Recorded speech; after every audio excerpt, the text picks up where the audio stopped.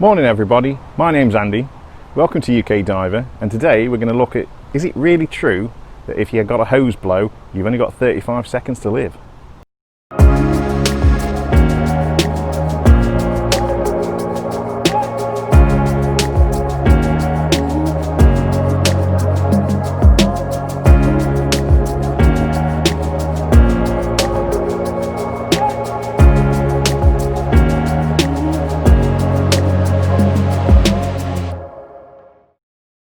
What today's video is all about is when I was moving over to twinset, I come across a little article and its title was "You've got 35 seconds to live," and it was basically about what happens or the time you've got if you've got a hose failure to do a shutdown drill. So I thought that's quite interesting.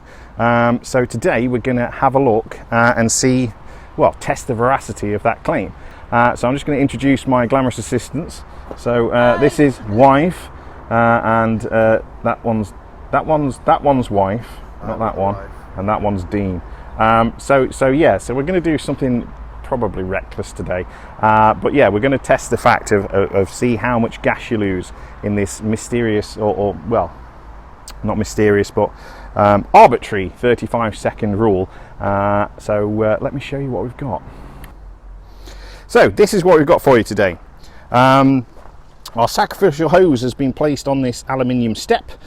So this is a old style low pressure dry suit inflator up to a standard DIN reg set and a 15-litre cylinder that has been bunged to the aluminium step. So when we pop this, we don't want anything flying off and hurting anybody. So yeah, that's what we're looking at.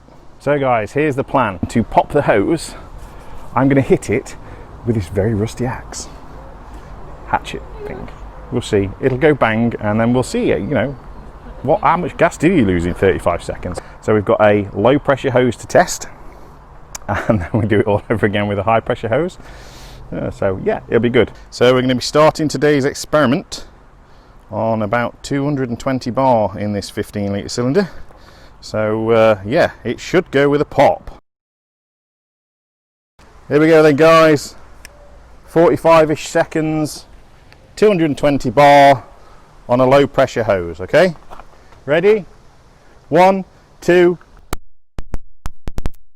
Oh.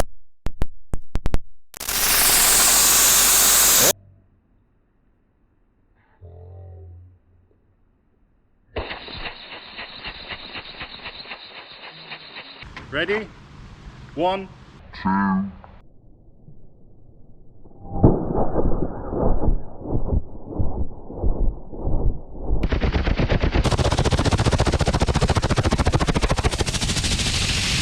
Oh yeah, we're losing a lot.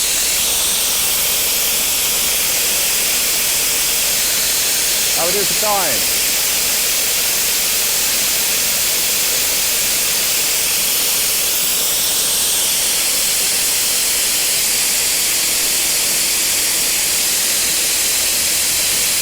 Wow, this is worse than I thought.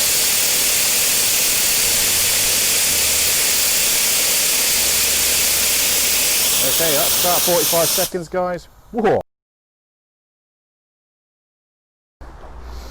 So here we go, guys. I'm pretty happy with my cut there. Tidy the way through. Oh, that is really cold. That is really cold. And obviously, look at this now. This is absolutely frozen. Absolutely frozen. So I guess now the question is from 220 in about 45 seconds, how much did we lose? Well, obviously I've just got to swap the hose over. We'll get the regs off, swap the hose over, repressurize the system, and we'll see in about 45 seconds how much gas you've actually lost. We've got a new set of regs on because the other ones are just frozen solid, so we need to get cracked on. So we've got a new set of regs on.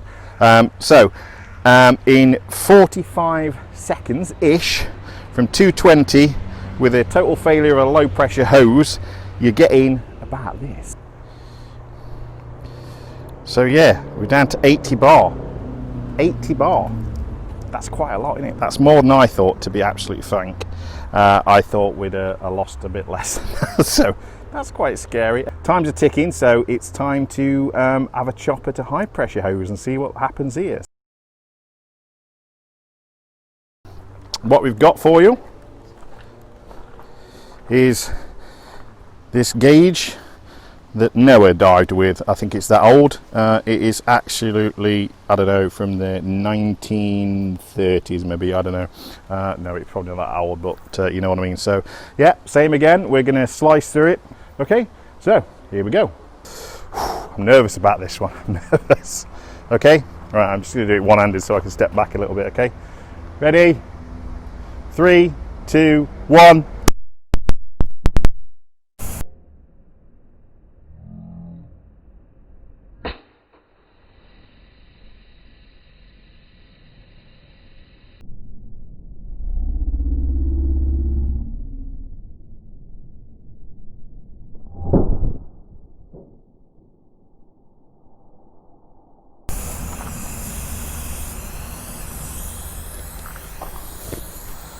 Okay, well, I don't know if you can actually hear that,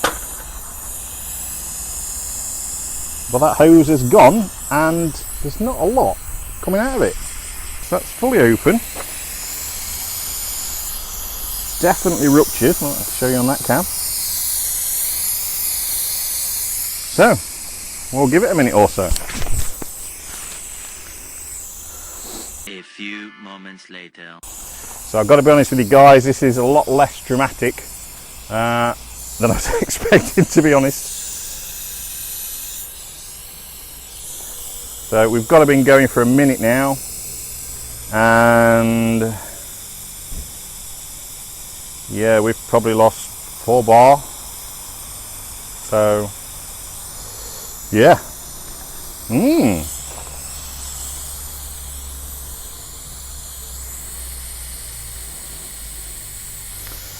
Okay, well, I'm bored. We're going to call this one and we're going to have a look at see what the difference is.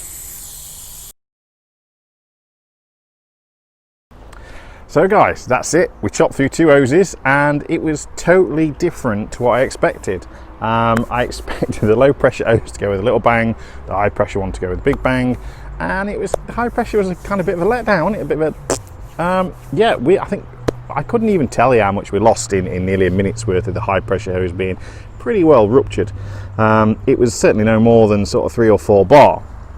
And yet the low pressure hose, crikey, that nearly emptied the tank in a few seconds, didn't it? So yeah, I mean, the reasons really are obvious when you think about it. Okay, so this is the low pressure pipe, and as you can see, you know, that's a wide bore with a wide exit. So with this one at pressure, a lot of air can escape really fast. It's what it's designed for. Yeah, it's designed to give you air when you need it. If this was a reg hose, and this is obviously designed to inflate your dry suit or BC at a rapid rate of knots, so that's what that's for. Your high pressure hose, by comparison, just has one job, and that's to feed air, compressed air, down to your gauge, so your gauge can tell you how much you've got. And that doesn't require a lot of air. Okay, it doesn't require a lot of air, it only requires a little tiny bit of air. So if you've ever unplugged a high pressure hose, if you look at the end, and I will try and get it to focus on there, if not I'll get a shot that I'll put up on the screen, close up, but there is a tiny little pinprick of a hole in that valve there. So irrespective of how much bore you've got on there, it's all restricted by that tiny little hole into the air. So you know, a lot of air cannot move down this pipe very quickly, which is why, although it is higher pressure than your low pressure, if you have a failure on your high pressure hose, you've probably got ages. It's probably going to look a nice pretty little stream of bubbles, but you just don't lose air that fast. So yeah, that's the reason why there's just not as much air can go down this as usual. So what can we say in conclusion? Well, I guess for me, been a bit of an eye-opener, this one. 35 seconds to live, I think that's probably generous.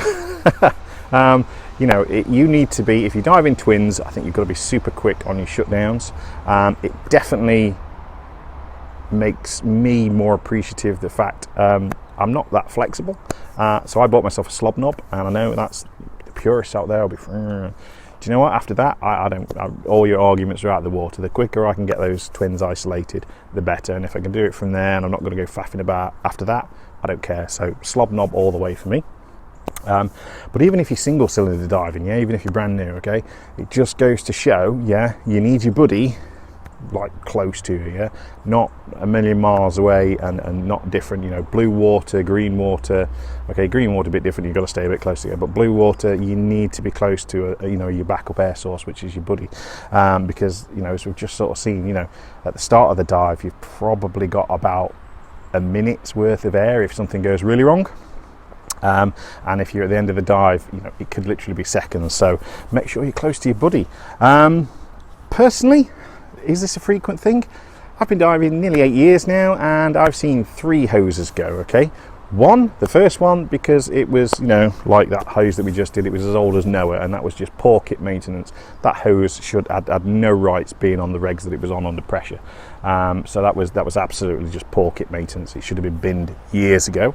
So that was that one. The other 2, and I'm probably going to cop some stick for this as well, have been by the DIR lot, okay? And the only other 2 I've ever seen go is when they've been hideously bent. So that's been in a reg and it's been bent over, and one, you know, it's sort of a 90 degree. And one was on my friend's stage cylinder, and he'd got the hose, you know, coming out the bottom of the reg, and then the little gauge like this, that was a high pressure, little gauge like that, and all bunged down so he could see it dead easy, except as soon as he jumped in the water, the damn thing split, and that was a MyFlex as well. Right there, right in the joint, okay? I don't care. Okay, from experience, I don't care what the manufacturers say, I don't care what DIRP, okay, I've seen it. The only way these hoses go, and it's always there, and it's when you bent them too much, so don't bend your hoses. The other one, again, a twin set, straight out at the bottom of the reg, and then bent off at a 90 degree angle, okay? I'm just, you know, from my own experience, I don't think you should do it, you shouldn't do it, okay? Ease your, you know, your bends. So, on my twin set rig, I've got, there can't be a curve in my hose more than about 50 degrees, and you know what, I dive a lot sounder, not having to worry about it going bang, and I don't care if it's DIR or not, okay? So that is it. I've never seen a hose split other than that, so no, it's not a regular thing. But even so, I think you'll agree, bit of an eye opener on that one, especially low pressure hose. So yeah, stay close to your air source, dive with a pony or dive twin sets, and be really good at shutdowns, or get a slob knob. So yeah, so that's it guys, that's the video for this week. Hope you enjoyed it. It's the first time I've done one of these, so probably not as slick as I could have been, so please do forgive me for that.